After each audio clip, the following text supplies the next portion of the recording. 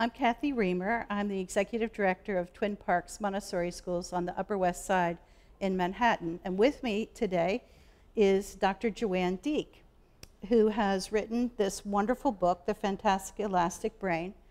And I had a few questions for you, Joanne, if you don't mind. I'm actually excited to talk about the book, so go ahead. Well, before we do that, tell me a little bit about your education and experience in working with children and adults.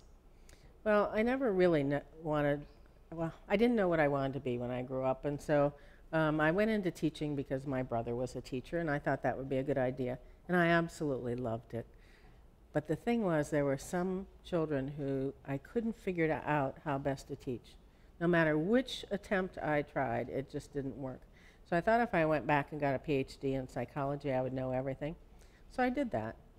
Well, I knew more. And since there's been postdoctoral work and all the latest brain research and things, I went into private practice, but I so missed being with children. And then the latest brain research shows that if you do your work early and do the things that a brain needs when it's young, you actually don't need people like psychologists in private practice. So that's called preventive psychology, and I began spending time in schools, training teachers, working with parents, and then ultimately writing books. And I know a lot of your experience in writing has been dealing with working with girls in particular, but I know that you speak to a lot of different types of schools, and Montessori is one of them. What do you think that Montessori offers to young children? Oh, just to say a little bit, I didn't plan on writing a book about a girl, but girl books weren't written very frequently, and so I was asked to. But I like boys and girls, and this book is about that. And the reason I'm here, the reason I will always say yes to you, first of all, your school, but all Montessori schools, based on Maria's training, have such a good fit with the brain research that it's an audience that gets what we're talking about, that almost instinctively understands the brain research. And so it's a joy to work with teachers and parents in a Montessori school. And one of the things that I found in looking at the Montessori materials, Maria Montessori must have been so understanding of children and so brilliant that she designed the materials in a way that really led kids through levels of development, and also in a way that kept their passion and their interest for learning and discovery and investigation alive. You know, one of the things that the brain research is showing us is the brain that is bored doesn't learn well. I hate to say this, but in the public schools in the United States, 80% of our students report that 80% of the time they're bored. I have never been in a Montessori school and seen boredom for more than a couple of minutes. And that's natural because, you know, we're human beings and we can't always be high. So the combination of her materials, the passion and the love of learning, and the training that the teachers get, I can't think of a better place to put a young child.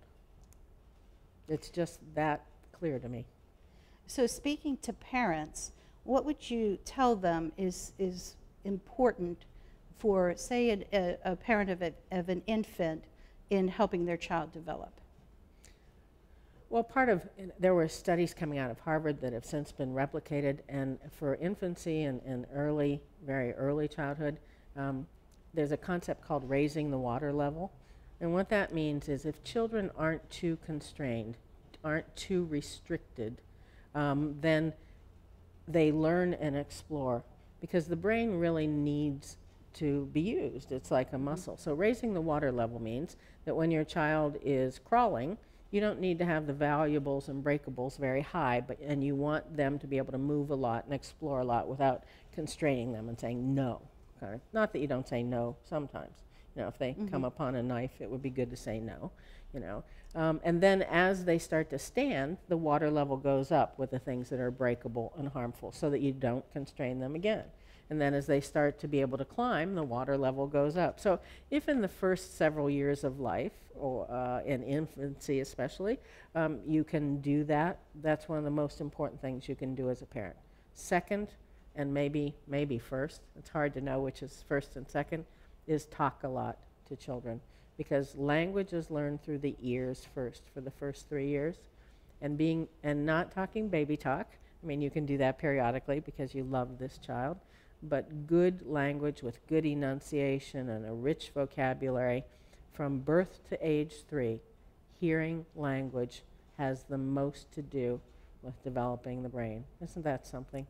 And then second, movement and exploration.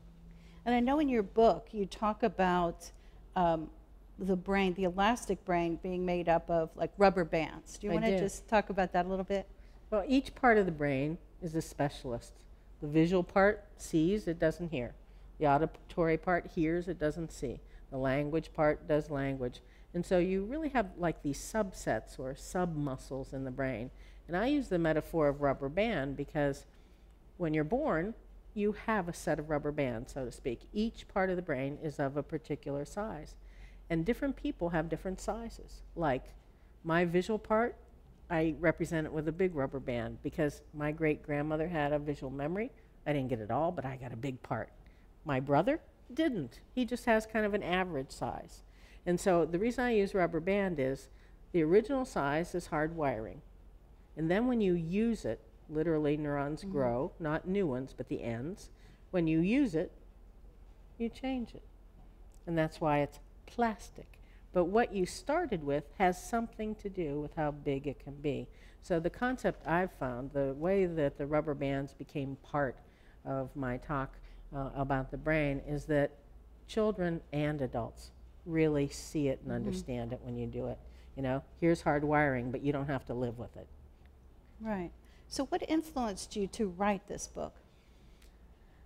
There's building research to show that if young children or middle-aged children, you know, whether it's early childhood or primary or middle school, if they understand that they don't have to live with the brain that they were given, that it's plastic, but it requires use and doing. And the things that are hard means that part of your brain isn't as big as it needs to get. And if you do it during what I call the magic decade, especially the first 10 years, it will change more than if you do the same thing later in life. So the importance is for children and their parents from birth to 10 to understand that this is a window of neurologic opportunity.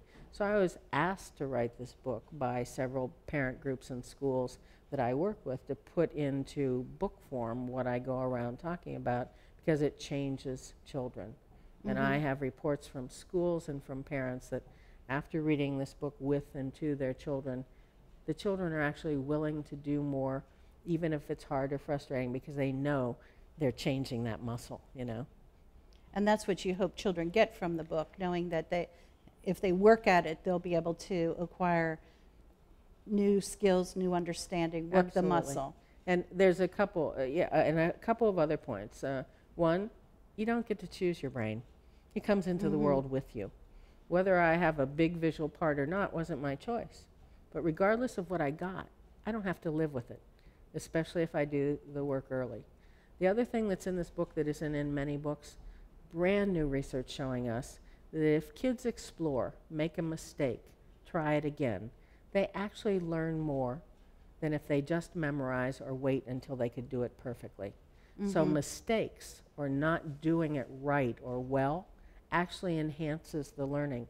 And we don't want children to feel bad when they make a mistake. They should be really happy that, hey, that means I'm going to really learn this and not forget it. And it also speaks to the style of parenting, that you encourage kids to make a mess of things and try again. And we're really worried about girls who have the tendency to not try something unless they think they can do it perfectly the first time. All of that is the old research. So the right answer, right off the bat, is actually not very growth-producing for the brain. And that should come out of this clearly when children read it. And it's one of the things that we encourage in Montessori classrooms. That's why I grin when I walk into a Montessori school.